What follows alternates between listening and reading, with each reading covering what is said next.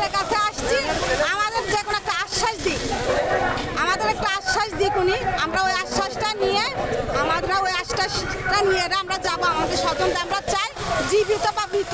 রাষ্ট্রীয় পৃষ্ঠপোষকতায় গুমের অভিযোগ নিয়ে গত ১.৫ দশকের বেশি সময় ধরে আন্তর্জাতিক পরিসরে বাংলাদেশের সমালোচনা রয়েছে। শেখ হাসিনা সরকারের পতনের পর আয়নাঘর হিসেবে পরিচিত গোপন বন্দিশালা থেকে দীর্ঘ সময়ের পর বেশ কয়েকজন ব্যক্তি মুক্ত হওয়ার পর গুমের বিষয়টি জোরালোভাবে সামনে আসে। স্পষ্টভাবে গুম করা হয়েছে।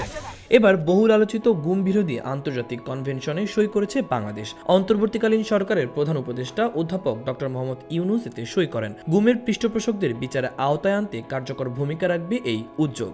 বৃহস্পতিবার ২৯ আগস্ট রাষ্ট্রীয় অতিথি ভবন ও প্রধান উপদেষ্টার কার্যালয় যমুনায় উপদেষ্টা মণ্ডলীর সাপ্তাহিক সভায় কনভেনশনে সই করেন ডক্টর ইউনূস। এক বিবৃতির মাধ্যমে এই তথ্য নিশ্চিত করেছে প্রধান উপদেষ্টার প্রেস উইং। বিবৃতিতে ডক্টর ইউনূস এই পদক্ষেপকে ঐতিহাসিক উপলক্ষ বলে আখ্যা দিয়েছেন। আগামী ৩০ আগস্ট আন্তর্জাতিক গুম বিরোধী দিবস। তার একদিন আগেই বলপূর্বক গুমের বিরুদ্ধে এই সনদে স্বাক্ষর করল বাংলাদেশ। বিবৃতিতে আরও বলা হয়, শেখ হাসিনার ১৫ বছরের দীর্ঘ স্বৈরাচারী শাসনামলের অন্তর্বর্তী সরকার এই সপ্তাহের শুরুতেই নিরাপত্তা বাহিনীর দ্বারা বলপূর্বক গুমের প্রতিটি ঘটনা তদন্তের জন্য ইতোমধ্যে একটি কমিশন গঠন করেছে অন্তর্বর্তীকালীন সরকার।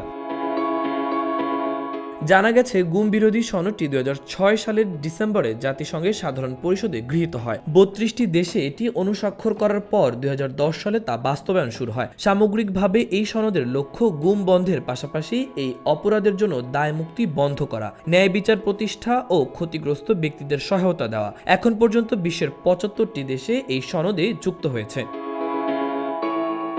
বিগত আওয়ামী লীগ সরকারের বিরুদ্ধে অভিযোগ, বিরোধী রাজনৈতিক নেতাকর্মীদের দমন করতে মানবাধিকার লঙ্ঘন করে গুমের সংস্কৃতি চালু করে তারা। এখন এই সনদে সই করার পর রাষ্ট্রীয় পৃষ্ঠপোষকতায় গুমের জন্য সরকার বা এর যে কোনো প্রতিষ্ঠানকে জবাবদিহির আওতায় আনার বিষয়ে ভূমিকা রাখবে জাতিসংঘ।